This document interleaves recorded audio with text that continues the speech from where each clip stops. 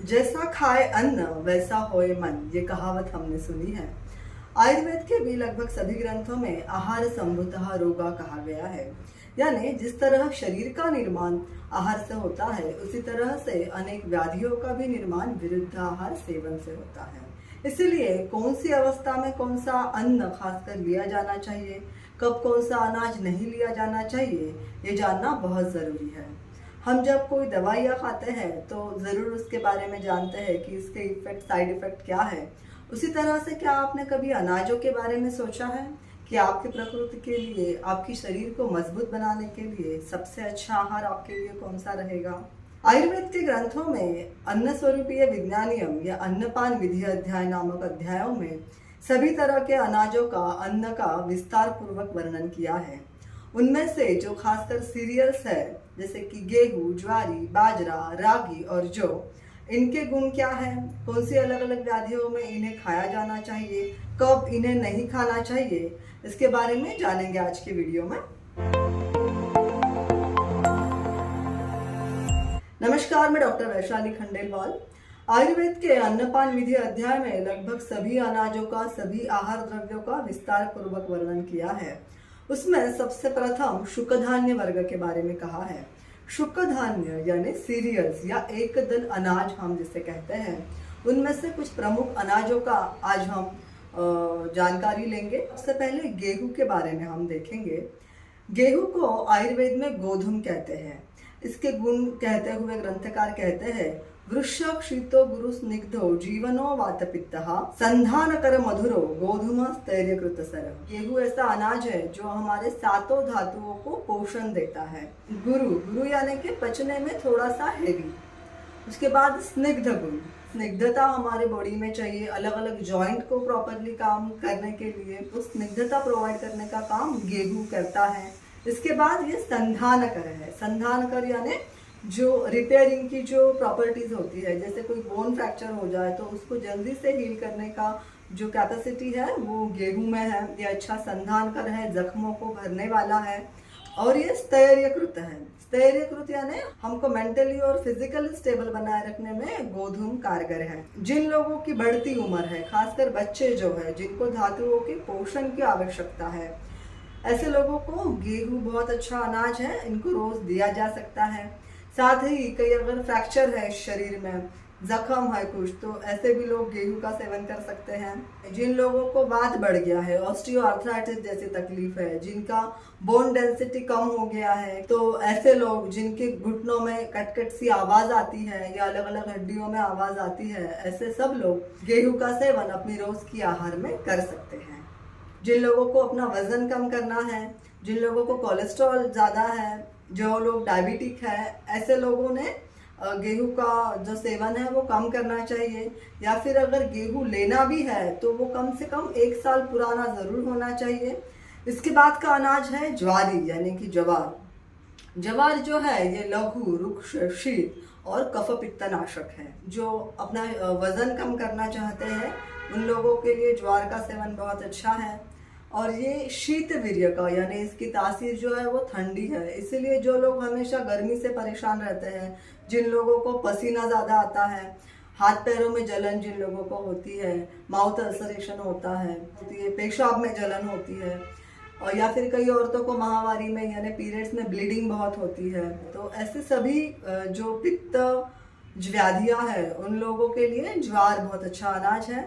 साथ ही किन लोगों ने ज्वारी नहीं लेनी चाहिए, तो जिन लोगों को ड्राई स्किन का प्रॉब्लम है या कई स्किन डिसीजेस है जिसमें बहुत स्किन ड्राई हो रही है, सोरियासिस के पेशेंट हैं, क्योंकि ज्वारी जो है ये लघु है, यानी जो आपके शरीर में है हल्कापन लाने का काम करेगा, आपके शरीर में रुक्षता बढ़ाने का, जो ओवर ऑयलेशन हो जाता है शरीर में उसको कम करने का काम करती है। मेद को, चर्बी को, कोलेस्ट्रॉल को कम करने का काम ज्वारी करती है। इसलिए ऐसे स्किन डिसीजेस जिनमें ऑलरेडी ड्राइनेस है उन लोगों ने इसका सेवन कम या ना करे तो अच्छा है। साथ ही जिन लोगों का वजन कम है, जिनको ऑस्टियोआर्थराइटिस है, दुबले पतले से है, हड्डियों में कड़कड़ सी आवाज आती है, उन लोगों ने भी इसका सेवन नहीं करना चाहिए। और गर्मियों में खाने के लिए ये बहुत अच्छा अनाज है। धूप से जो हमारे शरीर में गर्मी बढ़ जाती है, तो शीतलता ये गुण होने के कारण और खाने में बहुत ही हल्का होने के कारण जो पाचक अग्नि हमारा गर्मी में कम हो जाता है, थोड़ा बहुत भी खाओ तो पेट फूला फूला सा लगना, ऐसी अवस्थाओं में भी ज्वारी ये एक बहुत अच्छा अनाज है। अगला अनाज है बाजरा, पर्ल मिलेट जिसे कहा जाता है। तो बाजरा वृक्ष है और गुरु है और इसकी तासीर उष्ण है। अभी गुरु तो यानी पचने में ये भी थोड़ा जड़ है, पर गेहूं के मुकाबले ये कम है। यानी गेहूं को जितना समय पचने में लगता है उससे कम समय बाजरी को लगता है। ये उष्ण तासीर का होने के कारण ठंडियों के दिनों में खाए जाने के लिए बहुत अच्छा अनाज है। ये शरीर में गर्मी बनाए रखता है। साथ ही सभी अनाजों में सबसे रिचेस्ट सोर्स आयरन का कोई है तो वो है बाजरी। यानी बहुत सारा आयरन बाजरी में है। जिन लोगों को हमेशा आयरन डेफिशिएंसी रहती है या जो लोग एनीमिया से पीड़ित है, कम खून जिनमें रहता है, उनके लिए बाजरी ये बहुत अच्छा अनाज है। ये वृक्ष गुण का है, इसलिए जो लोग दुबले हैं और इसे खाना चाहते हैं तो जब भी आप बाजरी की रोटी बनाओ यानी बाजरे की भाकर बनाओ तो उसमें घी आप ज़रूर डालो ताकि इसकी रुक्षता जो है वो थोड़ी कम हो जाए। किन लोगों ने बाजरे का सेवन कम या नहीं करना चाहिए? तो जिन लोगों को गर्मी की शिकायतें रहती है, ब्लीडिंग डिसऑर्डर रहते हैं, जिनके पीरियड्स में हैवी ब्लीडिंग होती है, जिन लोगों को अलग अलग जगह से पाइल्स वगैरह जगह से ब्लीडिंग होती है या पित्त की बीमारियां रहती है, तो ऐसे लोगों ने बाजरे का सेवन कम करना चाहिए और अगर वो लेना भी चाह रहे हैं तो उसमें मक्खन और घी डालकर लेना चाहिए।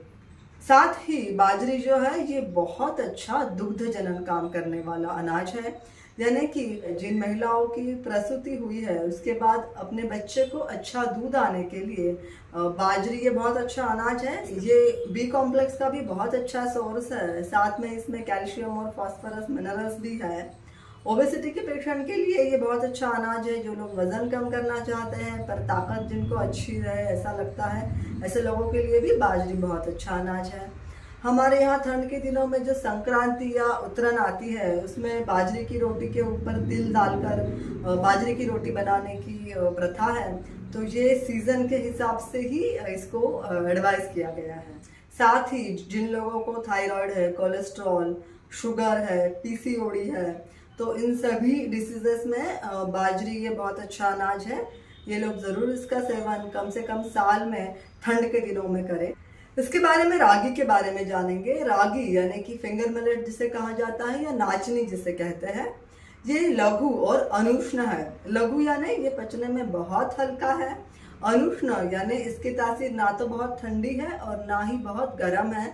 हमारे शरीर को मेंटेन करने वाला ये बहुत अच्छा अनाज है। रागी जो है सभी अनाजों में बेस्ट कैल्शियम का सोर्स है।